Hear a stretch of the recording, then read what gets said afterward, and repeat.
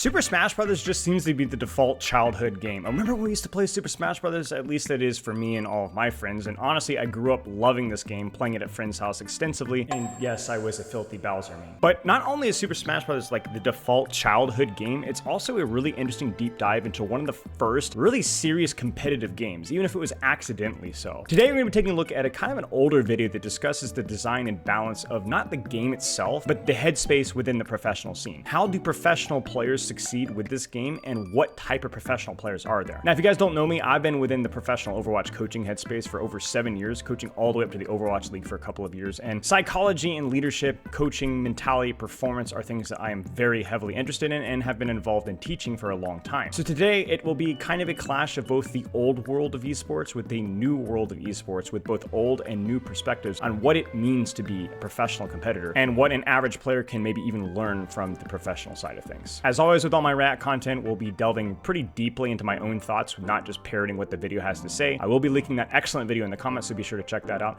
and enjoy the video. Let's go. Video is about decision making in Smash, so we'll start off with a pop quiz. In this scenario, what is the next best move for Marth? I don't know! Is it A, short hop nair, B, down tilt, C, wave dash back, or D, F smash? Down tilt. Let's consider the merits of each. Short hop auto cancel nair can catch Fox trying to jump and could possibly combo into a grab. Down tilt might be fast enough to catch Fox trying to dash away and would make it hard for him to counter hit off a crouch cancel. Wave dash back allows you to avoid any immediate aggression from Fox and could set up for a dash back grab if he decides to approach. F smash is a strong move, but it's laggy and can be crouch cancelled at low %. So what option would you pick? If you have your answer, let's roll the clip. As you can see, the correct answer was D, F smash. Frick! I have no idea what any of these mean. Marth, knowing that Fox would dash away and jump, correctly chose F smash and earned the early kill. Nair would have whiffed, down tilt probably wouldn't have led to a kill, and wave dash back would have just reset neutral. But those outcomes depend on Fox having dashed and jumped away like he did. In 99 out of 100 cases, any of those other options probably would have been fine. If I'm being honest, this wasn't a fair quiz because I didn't provide you with all the information. In reality, this moment occurred after 2 games had already passed, so the Marth player, in this case me, wasn't going in blind. With the information available to me so far, I felt confident going for a big callout to get the early kill. But let's say you did have all that information. Would you change your answer? In the heat of battle, I didn't have the benefit of freezing that moment and analyzing every option in front of me. It was an instinctual decision.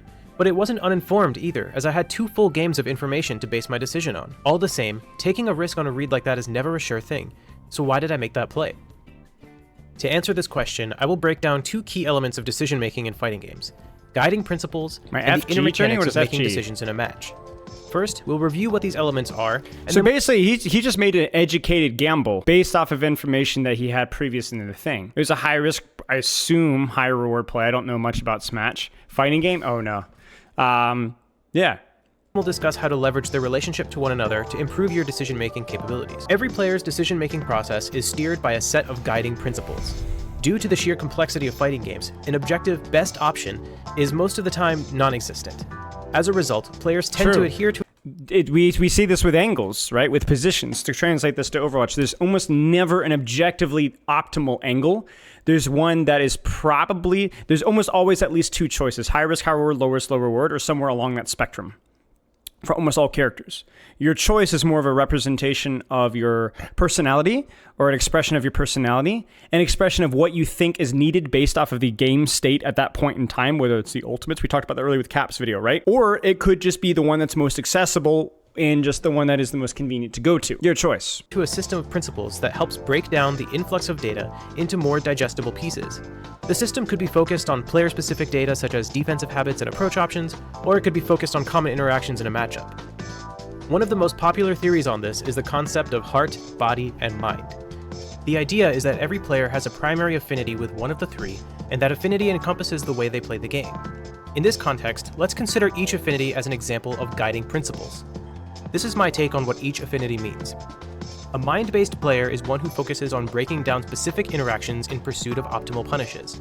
Not only do they know the most optimal routes, but they influence the flow of the game such that those situations are more likely to arise.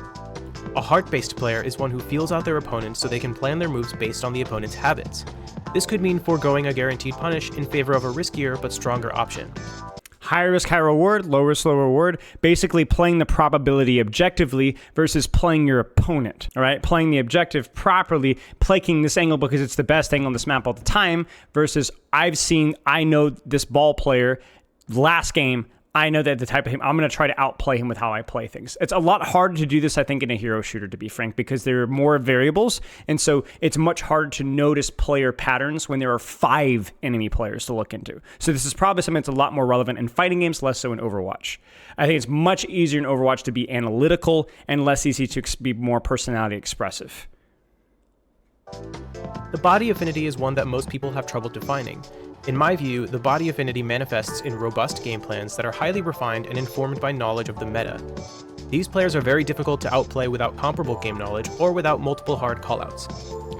I don't know. That seems awfully similar to the first one. Just basically being a strategic player, a full strategy player versus one that plays the person. I don't fully understand the difference there either. The last time I was in a room with Laud, Junebug, and Zane, we went around to try and determine which affinity we each identified best with. Anyone who has talked to Laud wouldn't be surprised to hear that we put it. Overwatch is actually optimized by playing in mixed strategies. It's just there's so many low-hanging fruit than mixing. I mean, I suppose. Usually when you're talking about, there are so many variables that are outside of the player that you're playing. Like whenever you're playing Ana versus Genji, you're not thinking about the type of Genji player that you're playing. It's just Genji. Genji players will deflect your shots. Genji players will dash you. You need to shoot the Genji player and not shoot into the deflect. There may be some minor differences in how different Genji players play it, but for the most part, there's a lot less flexibility. Like compared to fighting games, I'm not saying that hero shooters are easier, but compared to fighting games, there's significantly less personal expression with how you play each character. There's much more importance placed on the perfect execution of how you're doing those things. So you don't have ball play styles very much. I'm not saying that you don't at all, but you don't really. There's a lot less compression. And if you look at something like Wrecking Ball, that's probably the most expressive hero in Overwatch. There's Tracers and there's Anas and Genjis, and they all have their playstyle expressions, more high risk, high reward, more low risk, low reward. But there's the ability for personal expression is more about the hero that you pick and less to do with how you play the character. Tracer angle juice is pretty noticeable, yes, but remember, even with Tracer, there's still not as many choices of angles that you would think. There's generally about 2 choices that are worth the risk. There's oftentimes very many choices, but most of those choices are mathematically just not as good. But right, for example, Esoteric Bubble asked, do you think you could watch a VOD and tell who is playing Overwatch? No, you cannot. No, you cannot. You could definitely guess the rank. You could definitely tell, but you would not be able to tell the difference between a Gushui or a Kuffa. You would tell, maybe that's not the best example because Gushui is certainly the better tank, but you would not be able to tell the difference between, like, let's say, a Kevster and a Heesang. It would be very, very difficult to tell the difference. It would take a long time to be able to tell the difference because the personal expression of the characters are significantly more limited. So a lot of what comes down at a higher level is the person that is able to optimize the strategy better, or in the case of Overwatch, because there are so many variables, who is able to cohesively work on the strategy as a team and or a little bit of luck. Put him into the mind affinity, given how deeply he looks into every interaction. I recommend checking out his guide on improvement if you want to see just how far he's pushed his analysis in that regard. Junebug's affinity is also mind. He's a highly analytical player, and most people don't know this, but he was one of the first players to optimize the use of crouch cancel in neutral in the way we see it today. Zane falls into the body category. Everything he does in-game is so well refined that beating him in one of his strong matchups feels virtually impossible, and as time goes on, every matchup is becoming a strong matchup for Zane. As for me, based on the scenario we reviewed earlier, you might have already guessed that we assigned me the heart affinity, given my proclivity toward making big plays based on my opponent's habits. One litmus test for identifying a player's affinity is to consider the advice they give. For example, when Laud gives advice, he's often speaking in absolute terms, claiming to have figured out the answer to a matchup. In his words, the answer could be something as simple as full hop up air. This is indicative that he's more Now I'm gonna say something spicy. If an analytical person is saying that their answer is absolutely the truth, despite there being people adjacent finding success, then that person is not as analytical as they think they are. You understand what I'm saying? That's how you often have people that are very in-depth within a field that have very differing opinions. Let me give you guys an example. Me and Ralph have very different opinions about 5v5 and 6v6, and yet we're both some people that have put a lot of time into game design and coaching and so on. And so the more that we delve in, oftentimes the more that we confirm our own biases. But that's my point exactly. It's not necessarily that there isn't a good truth that we can pull from it, but oftentimes the deeper that you dig, the deeper you dig into your own bias, and the harder it is to tell the difference between truth versus bias. So for me, I believe Overwatch is all about map control and timing. But I will concede that objective pressure is very important, and there are situations when only playing for off angles and map control isn't always appropriate. And so there's nuance there. But if somebody were to say it always matters more, that person is being falsely analytical. Otherwise, other teams wouldn't have success doing other things. There are even situations where you'll see a high-level, pro-level player taking what is generally considered a much worse flank, a much worse angle, or a much worse position that's probably not worth the risk, but because it is so out of pocket and so unpredictable that it actually wins them the fight.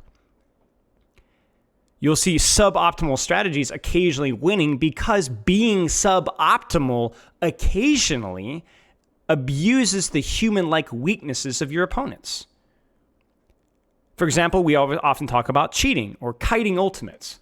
Well, what if a team always disengages an ultimate and then all of a sudden one time decides to do something really stupid and hold their ground or put their casting in a really high risk, high reward angle? Then most of the time it's really not smart, but occasionally it abuses the fact that you're playing versus human opponents. That is a objectively, analytically good strategy because you're not playing versus robots.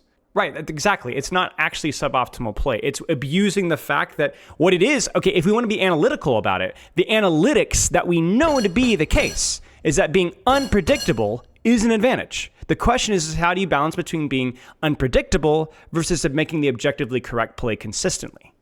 And finding that right mix with the element of luck, which is inherent because you can never know for sure, that's the tricky thing. So if you are perfect with every decision that you make, then I imagine a heart player could beat you because they would always know what to expect from you at any given point in time and could strategize appropriately. So you have opened up a blind spot through your own hubris.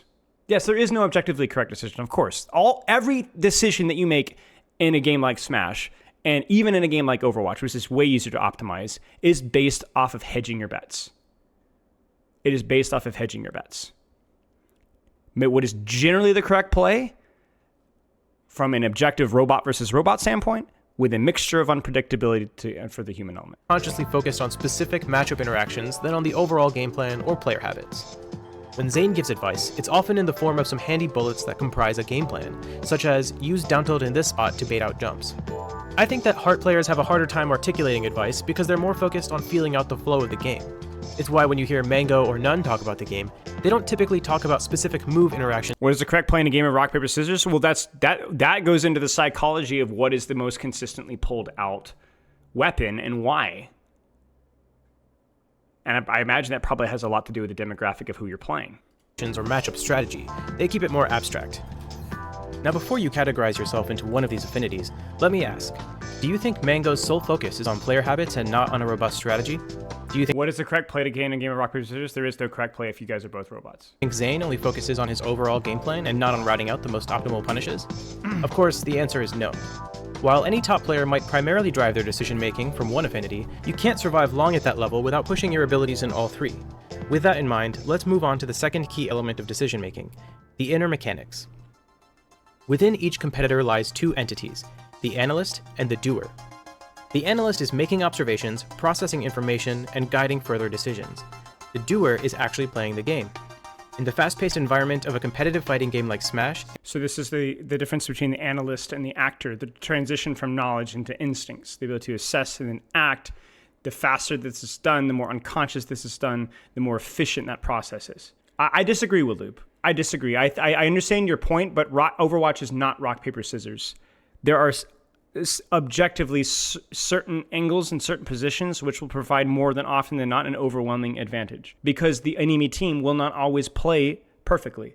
If I am able to freeze frame a fight in Overwatch, I can give you a handful of positions that are significantly better to hedge your bets than other ones. You could say it's a mathematical truth, but then I'm not understanding your point. Rock, paper, scissors is purely RNG. With the way that you're explaining it, and is implying that there is no such thing as a good position or a bad position. There are aspects that are good and there are aspects that are bad. Things that you, like Overwatch is a position where you are, like what you're saying is that there are certain situations. Okay, let me give you an example.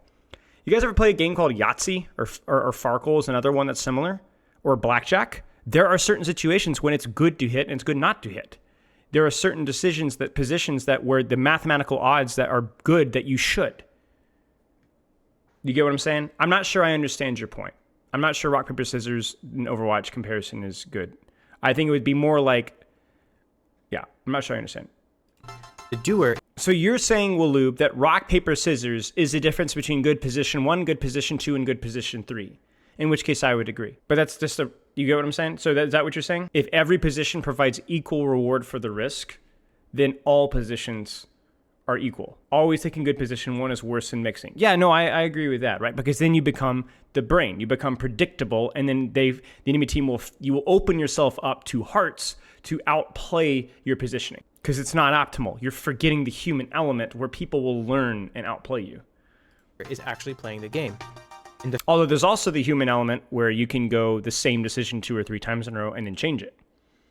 Fast-paced environment of a competitive. There's ways that you can abuse patterns. Like for example, generally, if I'm a lot of players don't pick up on patterns the first time through. So if I take the same position as Ana twice, I might not get punished that second time. The third or fourth time, I think the chances of me getting punished are higher. So maybe the reward for mixing becomes higher the deeper you are into a run. So in other words, if you find yourself taking the same angle as Ana 2 fights in a row, not a problem. 3 fights in a row, 4 fights in a row, your reward for changing your angle probably grows and grows and grows, which can lead to some really interesting moments, I think, with strategy, where you can really, but the funny thing about it is that people are often more averse at changing strategy later on, depending on the result of the game, because they think it's worked up to this point. Why would I not stick with it? You see this all the time in sports, where people are often very resistant to change when something that they've been doing has been working, even though the environment with which they're competing has changed as a result of it been working. Competitive fighting game like Smash, it's impossible to let the analyst fully take over the wheel. We don't have the luxury of freezing every. And I think you can see this from a learning perspective, wherein I will coach an analyst and they will be very obsessed about like, oh, should have done this, but they will forget about why they made that decision in the moment at all. Moment and taking our sweet time with an analysis. Most of the time we have Copy to rely and on paste our it, instincts, Stefano. and that comes from the doer. But you need the analyst as well to assess new information and make adjustments to the doer's actions. This idea is pretty similar to the premise of The Inner Game of Tennis, so I highly recommend you check that book out. I think this book has some problems. I really like this book, but my major problem with this book is it doesn't clarify on how to turn this into this.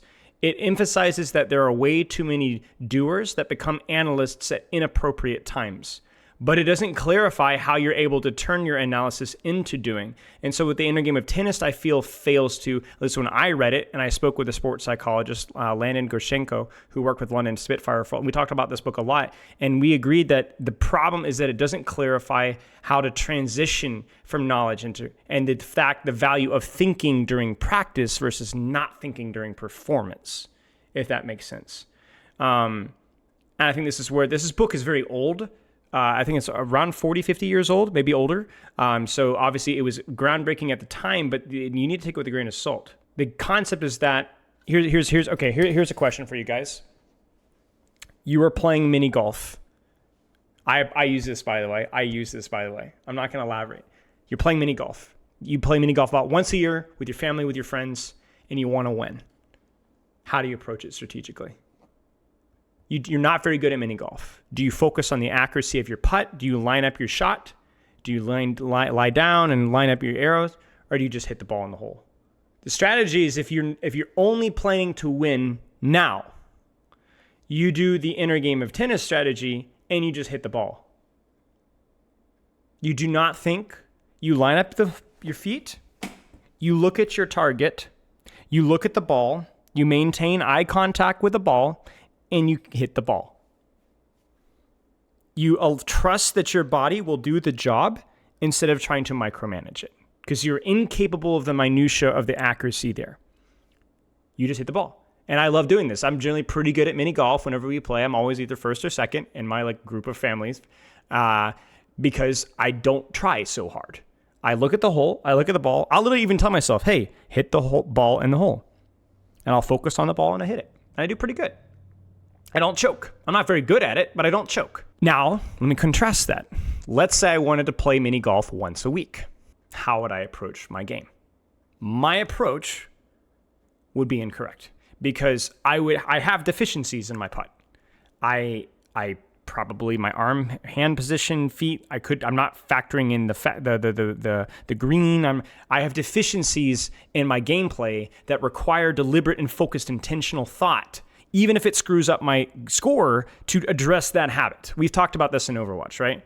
So if I'm playing for the long run, it's actually better to focus back in on the analysis while remembering to occasionally be a doer so that I don't lose the sight of what a competitive performance looks like, just so that I can really fine-tune my game. So I sacrifice my short-term performance, I sacrifice my focus, my general, not focus, I actually focus more on an individual aspect so that I'm able to fine-tune my game and fix my habits. The problem is that there's two types of people.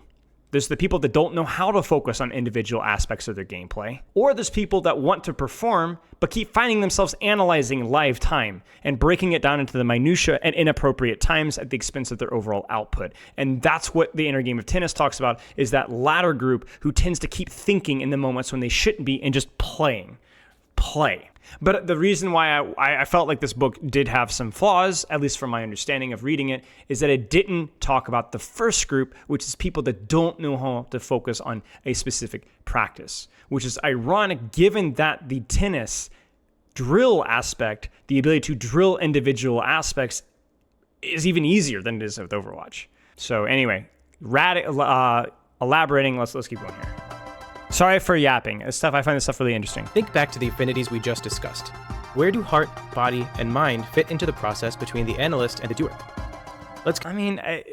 In theory, if they're good competitors, all of them have aspects of both.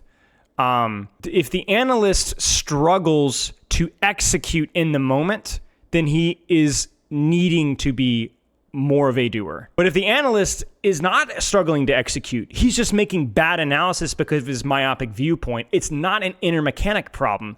It's a bad analysis. It's a hubristic, biased analysis. I don't think this is a very good comparison here. For example, a doer has full confidence in what he's doing, and if what he's doing is not optimal, the problem is not the doing, the problem is his lack of it. His analysis is inaccurate. Let's consider for Oh, Stefano. Sorry, what did Stefano say? Enemy team is a ball comp. I'm on DPS. Heart, I pick my favorite hero, Junkrat, and try to sneak around, play unconventionally to own people. I try to place traps, so I think the ball player goes. So ball, as in you're focusing on only your output and your performance. Mind, I try to pick Sombra and try to abuse the matchup to win because I think she's objectively good into ball. Body, I pick Widow into ball and try to win by owning everything mechanically on my character. Almost. I would disagree with one of those. I like your first two. I think you do a really good job explaining Heart, actually. Maybe no. Maybe you do. Heart is focused on the matchup, correct? So wouldn't Heart be like, I pick Orisa because I'm confident that I've seen this ball player before. I know how he stages, and so I can hit every javelin on him.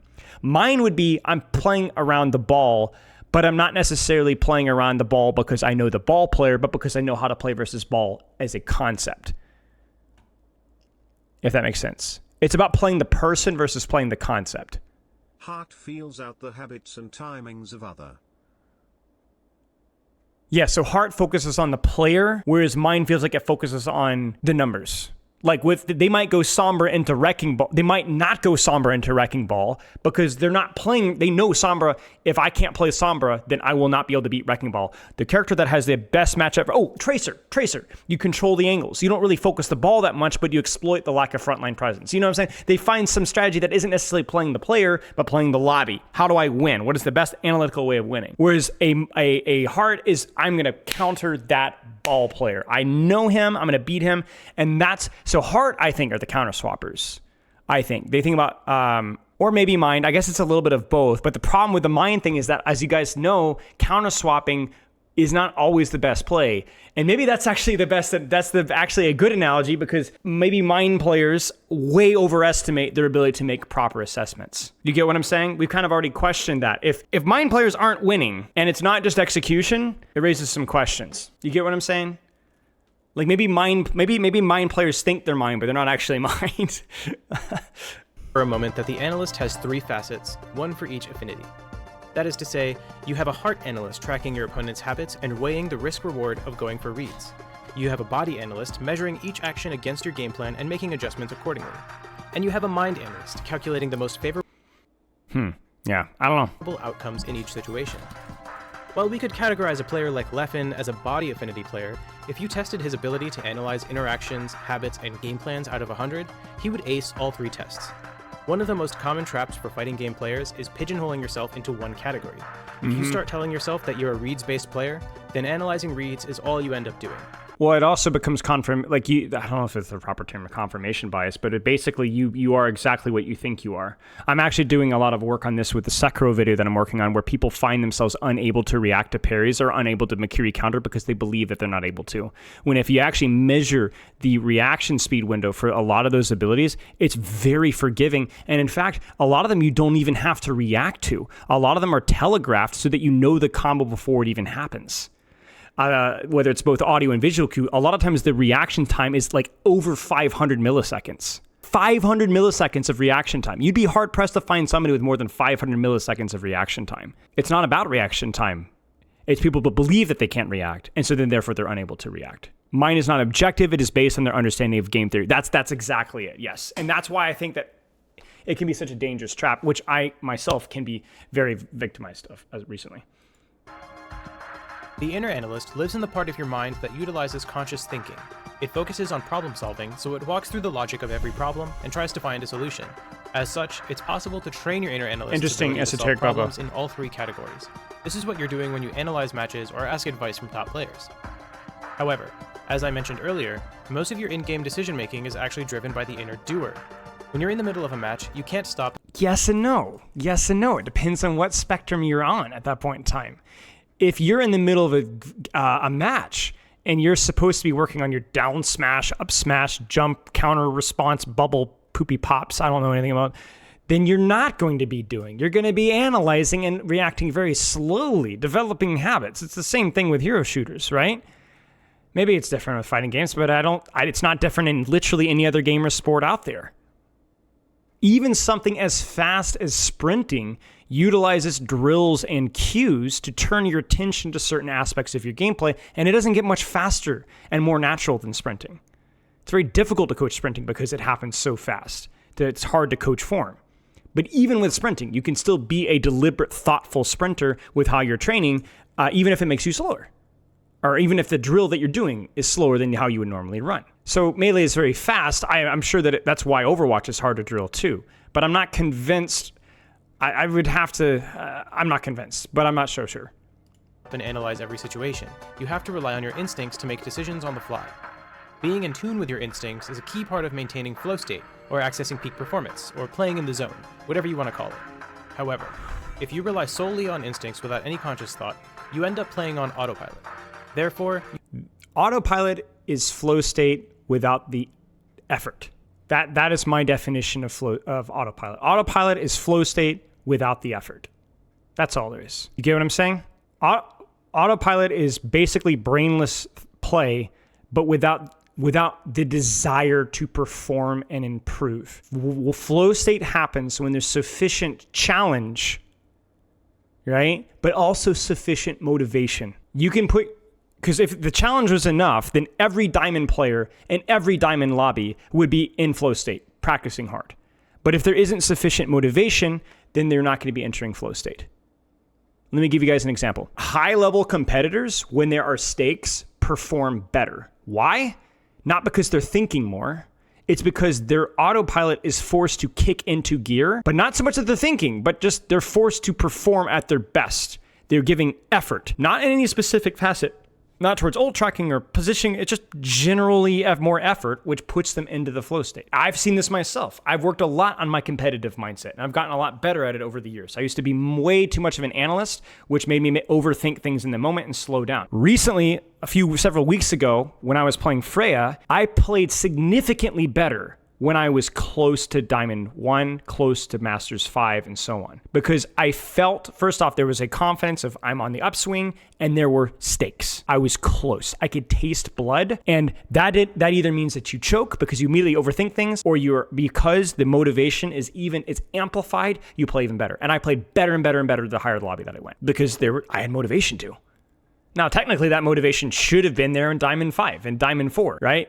If I'm being analytical and objective about it. But I'm a dum-dum, like most people are. And I get motivated the closer I get to something. It's more motivating the later you are in the development because you can taste it. It's right there. It's the immediate reinforcement. So really, this is all that in a flow state is. It's the amount of challenge that leads to you, but it's also the motivation to do so. Which is why when you talk about things like Sekiro, people fail so badly at that game if they think themselves incapable, because it's not that the challenge is too hard for them. It's that because they think that they're incapable of doing it, they don't have the motivation to do it. What's the point of me trying when I'm incapable of reaching those things? And by the way, this applies to outside of Overwatch. This applies to people, how they approach life. If they feel that they're incapable or disadvantaged, even if that's partially true, they create an environment where there is no motivation to apply themselves because there's no reward. If you can make your improvement enjoyable, then you can make your reach flow state from spying on improvement. Right. So if you make your improvement enjoyable, you have created motivation for yourself. You've created motivation for yourself if you enjoy what you're doing. So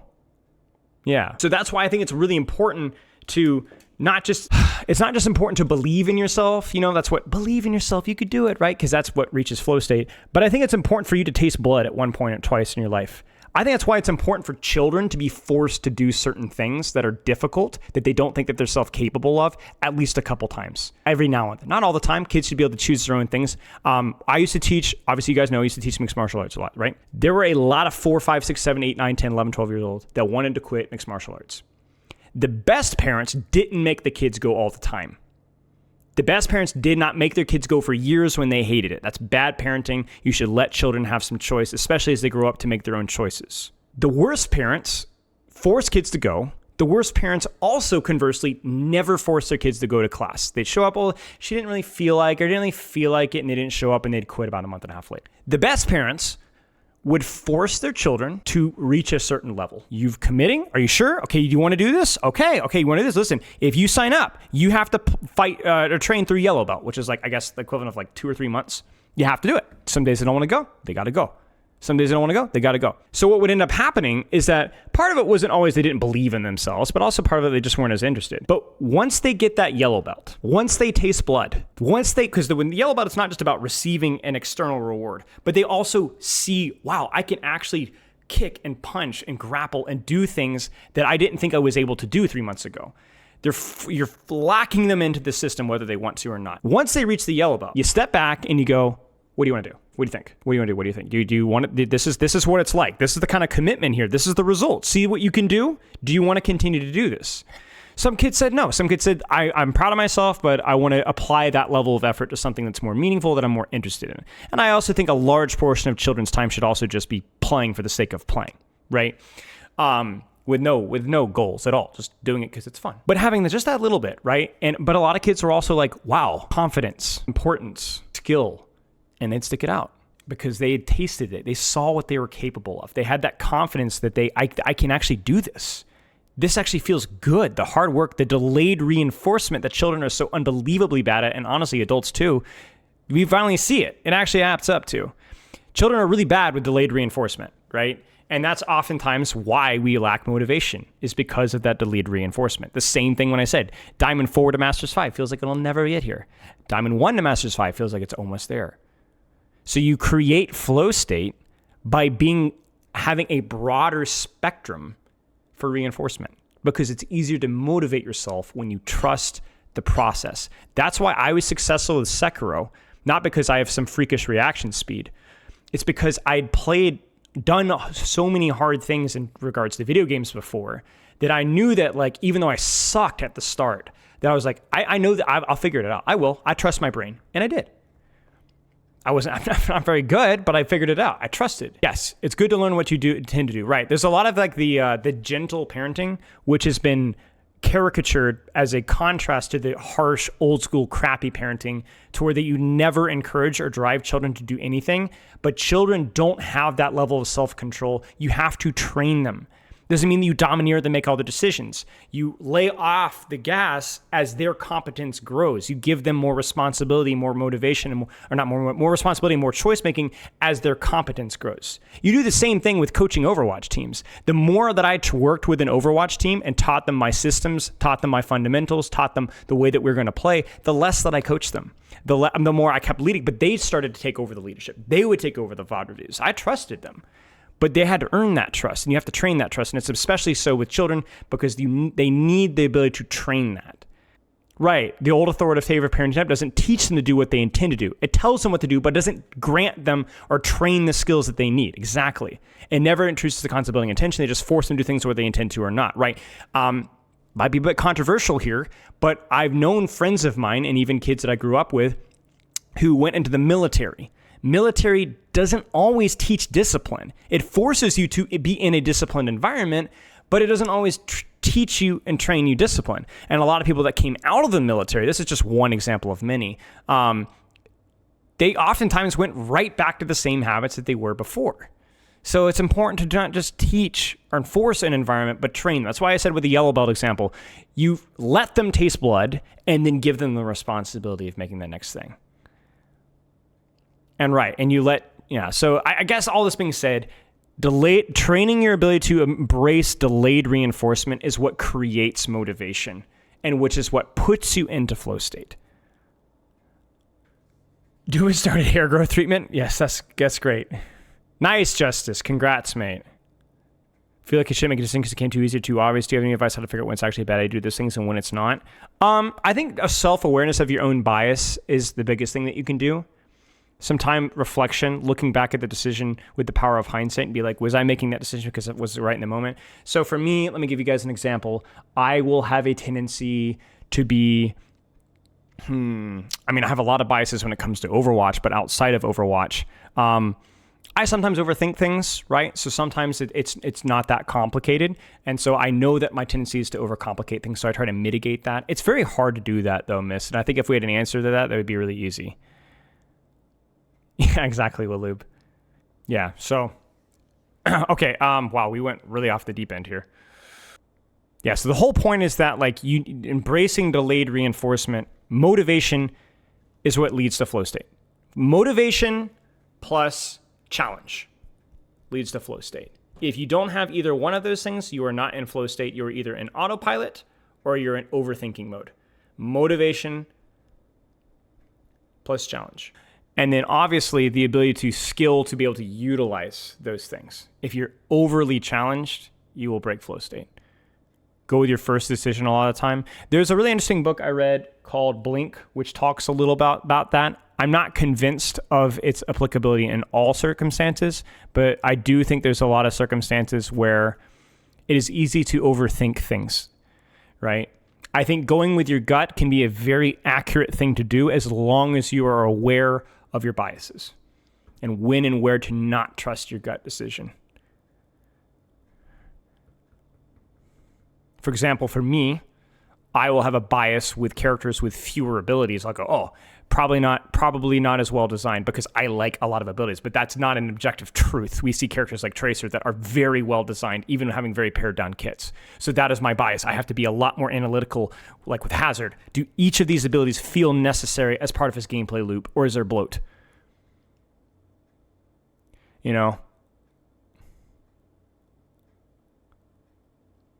Yes, exactly, Stefano. It's all the intangibles that you're unable to quantify. But the problem is are you actually good at reading those intangibles, or are you bad? You could be sexist, and you could have a lot of applicants apply for a position, and your gut would say, I want to hire Rob, but not Jerma or Stacy, because I got a good feeling about Rob. You get what I'm saying? But that could just be because you just don't trust women in positions of leadership, right? So you have to be self-aware of those things. And I'm going to be honest with you guys, this is a hard truth. We have biases that we don't even necessarily agree with. You know, you can have biases that you don't necessarily think are ethically correct, but you find yourself leaning towards that anyway. You could be like, crud, I shouldn't feel like that, you know? I just, you know? German bias. Yeah, I don't know, bro. I couldn't think of something fast enough.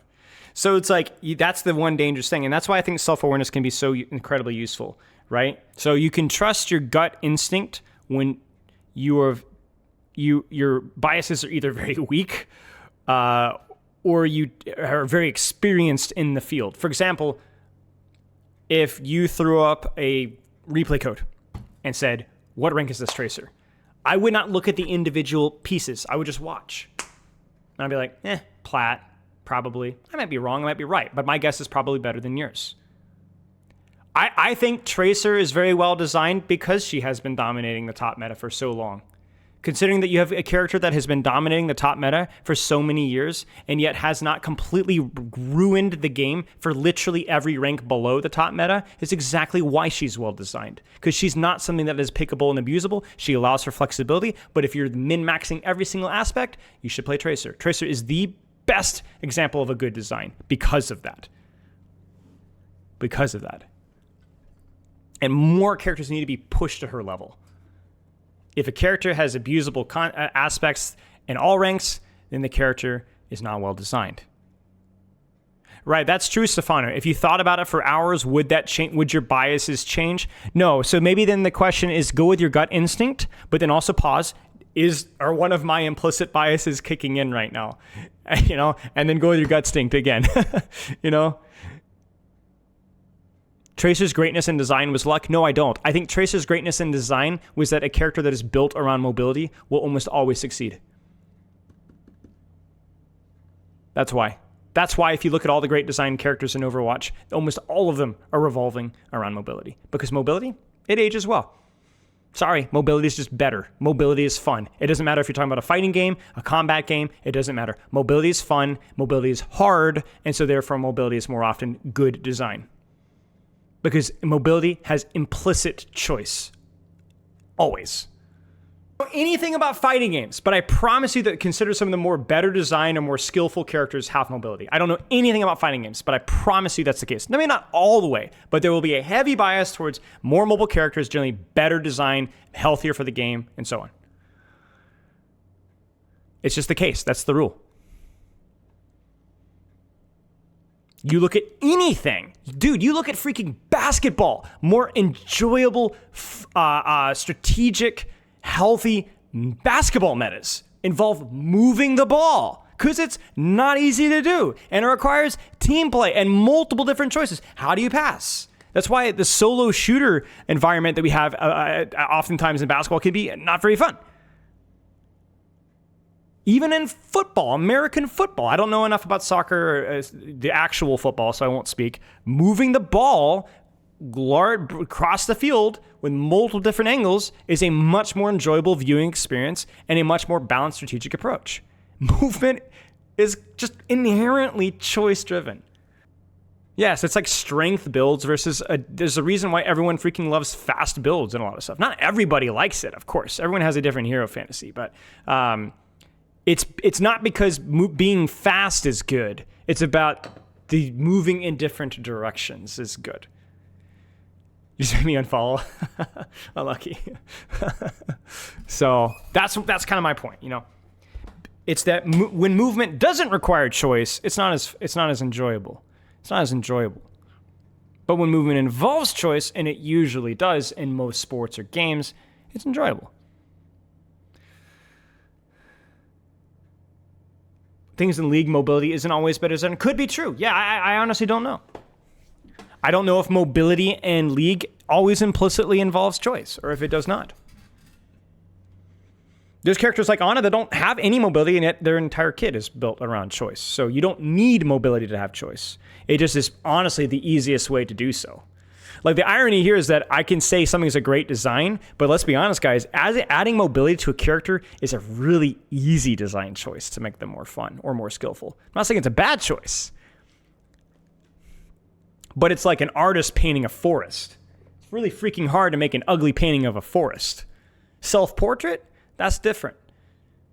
That's hard to do. Good luck. I have not seen you paint. That's true, Sirly. Bro, I want to freaking brag about Pepper so bad. She's so freaking good. She does so many cool arts. So remind me sometime, chat, when I get I'll get a freaking ladder and show you what Pepper can paint. She's crazy. You must temper the inner doer with the inner Wow, that was a crazy... Sorry, guys. analyst. Learning to Segue. complement your instincts with your analytical mind is pivotal for performing at your peak. It's difficult because an overly active analytical mind can distract from your instincts and actually knock you out of your flow state. Finding the right balance is one of the You can be frustrating to play against because they often force fast decision-making to play against. Yep. hardest endeavors for any fighting game player, and it takes a lot of work. The first step in finding this balance is to identify the nature of your own instincts. Whereas any player can train their inner analyst to improve problem solving related to the heart, body, and mind, it's a bit harder to tell your instincts what to do. I'll offer my own experience as an example. So this is important. This is the learning, the training, practice aspect. I'm curious what he has to say here. I have often been told that one of my strengths is getting a read on my opponents and turning that information into a big play.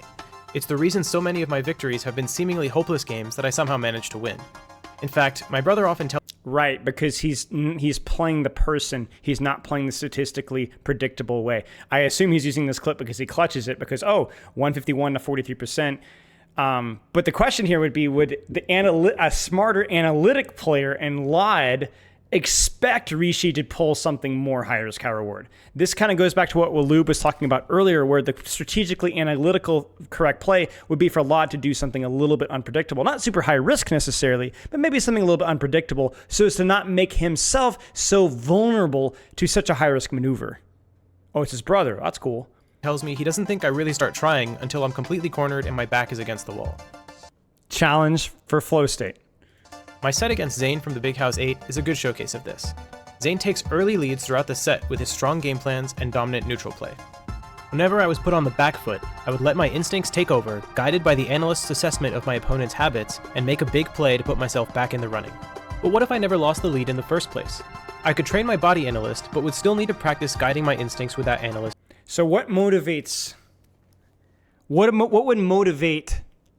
See, this is where there's a lot of nuance in here. What would motivate Rishi to up his game early? I have a bit of an odd answer. If Stefano's still here, define yourself, write it down, communicate, define yourself as an early analytical player. A lot of the times our actions change as a result of our perception of who we are, self-imposed limitations. We talked about it, right? What we think you are, you are. So if we want to change how we behave, we have to often change how we perceive ourselves to be, even if those two don't line up.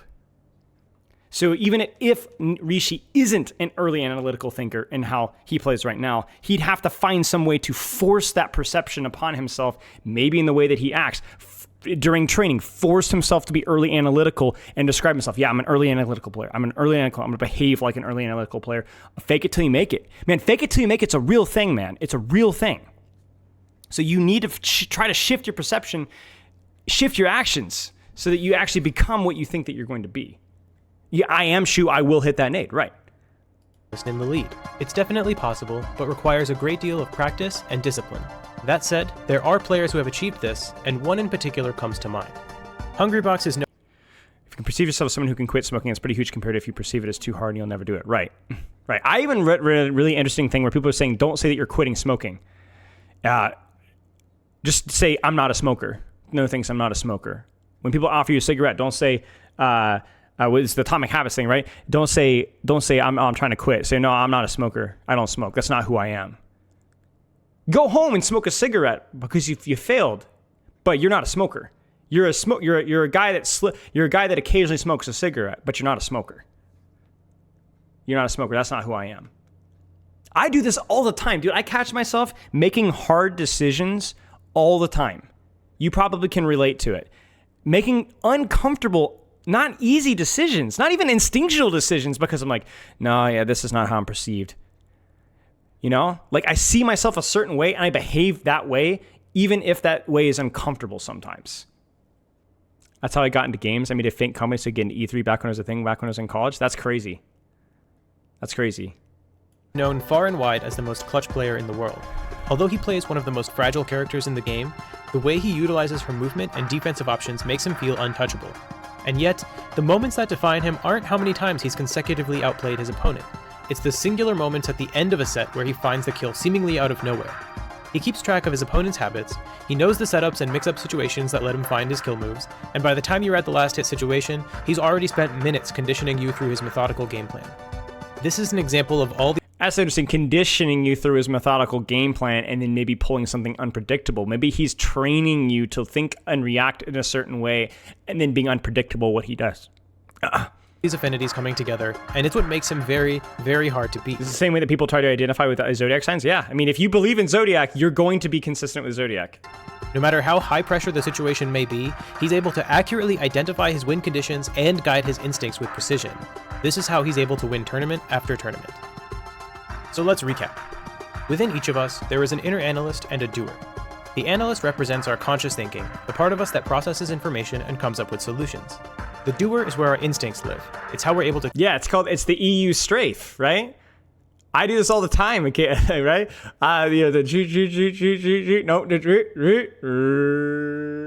It's really funny watching high-level players miss shots when you're moving in a straight line, man.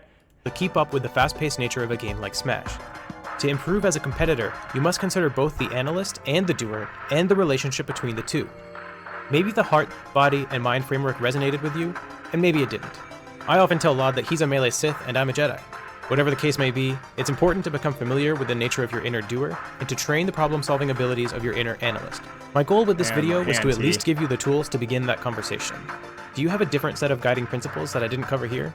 Or do you have another way of looking at the analyst-doer relationship? This is an abstract topic, so no framework will ever be perfect. But I'm looking forward to hearing your thoughts on the matter, so let me know in the comments.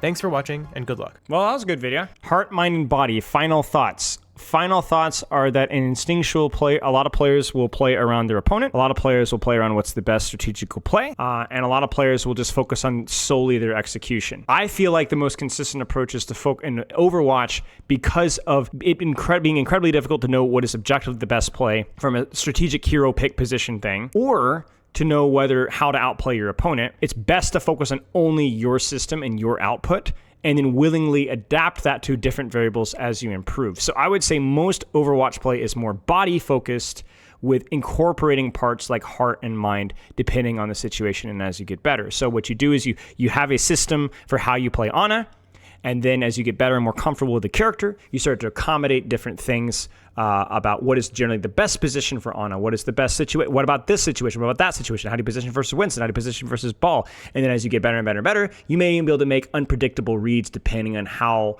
what, or who you're playing versus in the moment. But yeah, I think the big thing is about being able to take analytics, information, skills, knowledge, and then translate that into game through raw practice. And I actually have that rant from about a week or two ago about why coaches aren't always the best players. Elaborates on that a great deal. So if you guys enjoyed this video and want to see more stuff like this, we've done many videos on psychology, coaching mindset, just learning in general in this, whether you're an Overwatch player or not. And we'll be uploading a lot more content like this in the future, so be sure to subscribe. I appreciate your time and have a wonderful rest of your day.